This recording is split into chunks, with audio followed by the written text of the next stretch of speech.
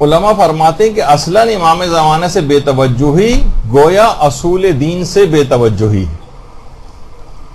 اور لگ یہ رہا ہے کہ ہم سب کے سب غفلت کے ایک زندان کے اندر قید ہوئے ہوئے، اور فقط منقبتیں پڑھنے کو، شاعری کرنے کو اور کیک کاٹنے کو کافی سمجھ لیا گیا ہے، اور سمجھا یہ جا رہا ہے کہ گویا یہی معرفت امام ہے۔ ان سب چیزوں کی بھی اپنی اپنی جگہ پہ الگ الگ اہمیت ہے،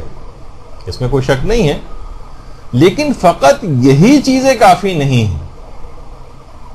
دیکھیں جس طریقے سے اگر آپ اصل دوا بیماری کی نہ کھائیں اور وائٹامن کھاتی رہیں تو کافی نہیں سمجھا جائے گا، مذمت کی جائے گی۔ واجب نمازیں اگر کوئی نہ پڑھے، فقط مستحب نمازیں پڑھتا چلا جائے، کافی نہیں سمجھا جائے گا بلکہ مذمت کی جائے گی۔ اور وہ تو مسئلہ ہے کہ جس کی گردن پر واجب روزے باقی ہوں اور وہ مستحبی روزہ رکھے تو مستحبی روزہ باطل ہو جاتا ہے۔ لاکھ آپ صدقات دیں، چیریٹی کے کام کریں، لیکن خمس اور دیگر مالی واجبات ادا نہ کریں، کافی نہیں۔ ہزار عمرے کر کے آ جائیں مستحبی، مگر حج واجب نہیں کیا تو یہ جبران نہیں ہو سکتا اس حج واجب کا۔ تو یہی والی چیزیں ہمارے ہاں بھی ہیں کہ امام زمانہ کے سلسلے میں جو معرفت، جو ریکوائرمنٹ، جو چیزیں ہیں اس کو ہم نے نہیں سمجھا ہے، اور فقط مستحبات یا وائٹامن والی جو چیزیں ہیں ان کو سمجھ لیا گیا ہے کہ بس ہم نے منقبت پڑھ لی، پروگرام ارینج کر دیا، خوب پیسے بھی خرچ ہو گئے، ایک چھوٹی موٹی تقریریں اس کے اندر ہو گئیں، کیک ویک کاٹے، خوشیاں منائی، گھروں کو چلے گئے۔ یہ نہیں کافی، بالکل بھی کافی نہیں ہے، اور اس کی کچھ اور ریکوائرمنٹس بھی ہیں۔ دیکھیے انتظار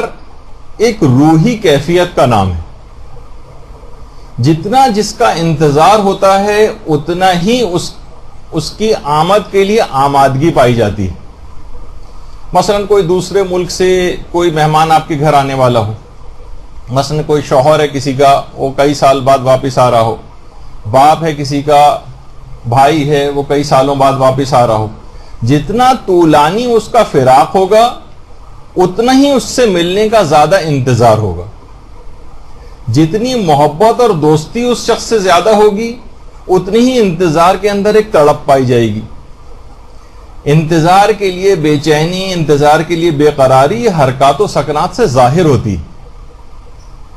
اچھا، اس روحی کیفیت کا، اس انتظار کا کوئی ایک مظہر بھی منتظرین امام زمانہ میں نہیں پایا جا رہا۔ کہیں سے انداز سے، حرکات اور سکنات سے یہ نہیں پتہ چل رہا ہے کہ یہ لوگ منتظر ہیں، دکھائی نہیں دے رہا ہے۔ دیکھیں جب کوئی مہمان کسی کے گھر میں آ رہا ہوتا ہے تو گھر کو صاف ستھرا کیا جاتا ہے، لباس صاف کیا جاتا ہے، اپنے آپ کو ٹھیک ٹھاک کیا جاتا ہے، اور جتنی شخصیت مذہبی ہوتی ہے، مثلا بالفرض آیت اللہ سیستانی آپ کے گھر آنے والے ہوں، جتنی مذہبی شخصیت ہوگی اتنی ہی مذہبی صفائی آپ گھر کے اندر کریں گی، کوشش کریں گی کوئی ایسا ویسا میگزین کہیں رکھا ہوا نظر نہ آ جائے ڈرائنگ روم میں جہاں ان کو آ کر بیٹھنا ہے، ٹی وی اس طرح سے کھلا ہوا نہ ہو کہ ہر چیز اس کے اندر آ رہی ہے تو وہ کیا سمجھیں گے، آپ گانے بند کریں گی، فلمیں بند کریں گی، چینلوں کو ادھر سے ادھر کریں گی۔ تو دیکھیے گھر میں کوئی مجتہد آ رہا ہے، رہبر معظم تشریف لا رہے ہیں، مثلا یا آغا سیستانی آ رہے ہیں، گھر میں کہیں گٹار یا آلات موسیقی سامنے رکھے ہیں، فوراً اس کو چھپایا جائے گا۔ عورتیں خواہ عام زندگی کے اندر بے پردہ گھومیں، کم سے کم جس وقت وہ مہمان آنے والا ہوگا اس وقت وہ حجاب کر لیں گی۔ اگر ایسا نہیں ہوگا اور اسی طرح سے گندگی کا گھر کے اندر مچا کے رکھی ہوئی ہے اور اس مہمان کے مذہبی ہونے کا بھی کوئی خیال نہیں کیا گیا اور اس انداز کی صفائی نہیں کی گئی تو یہ سمجھا جائے گا کہ ان کو اس مہمان کی کوئی پرواہ نہیں۔ تو دیکھیے یہ کوئی انتظار نہیں ہے، بالکل کہا جاتا ہے علماء نے بہت ساری مماثلتیں پیش کی ہیں حضرت یوسف میں اور خود امام زمانہ علیہ الصلوۃ والسلام میں۔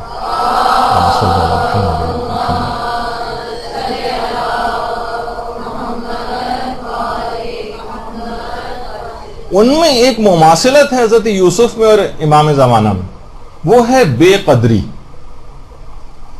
کاروان والوں کو بھی اور ان کے اپنے بھائیوں کو بھی حضرت یوسف کے کوئی بھی معرفت نہیں تھی، کنویں میں ڈال کے ان کو دور کیا جا رہا تھا، معرفت ہی نہیں رکھتے تھے، اور بے قدری کی اس کیفیت تھی کہ ایک نبی خدا ان کے درمیان میں موجود ہے۔ کاروان والوں نے انتہائی کم قیمت پر جا کر فروخت کر دیا تھا حضرت یوسف کو بازار میں، بے قدری۔ اور یہی تقریباً شیعوں کی آج کیفیت ہے کہ جو مقام امام تھا، جو امام کی معرفت تھی، گویا اپنی دنیا پرستی کی وجہ سے، اپنی سطحی خواہشات نفسانی کی بنا پر ان کے پیچھے اپنا اتنا بڑا نقصان کر لیا، اور اپنا رابطہ اور ارتباط اپنے عمل کی وجہ سے امام سے توڑ لیا۔ قولاً تو نہیں توڑا، قولاً تو ذرا ڈرتے ہیں زبان سے الفاظ نکالتے ہوئے کہیں کوئی بڑا نقصان نہ ہو جائے، لیکن فعلاً اس بات سے انکاری ہیں کہ ان کا کوئی امام بھی ہے۔ ہمارا عمل بتا رہا ہے کہ ہم اس بات سے انکاری ہیں۔ دیکھیے، غیبت کے جو طولانی ہونا ہے، اس کی ایک وجہ، جو طولانی ہونے کا جو مقصد ہے کہ اتنی طویل غیبت کیوں ہے،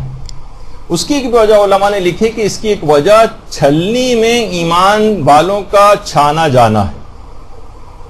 کامل الایمان کو ناقص الایمان سے الگ کر دیا جائے۔ یہ بہت اہم اس کی وجہ بیان کی گئی، اور بہت کم ایسے رہ پائیں گے کہ جو کہ ایسا اعتقاد اور ایقان امام کے اوپر رکھتے ہوں گے۔ تو بہرحال توبہ کرنی ہے، کوشش کرنی ہے، اور امام ہی کی مدد سے اس مقام کو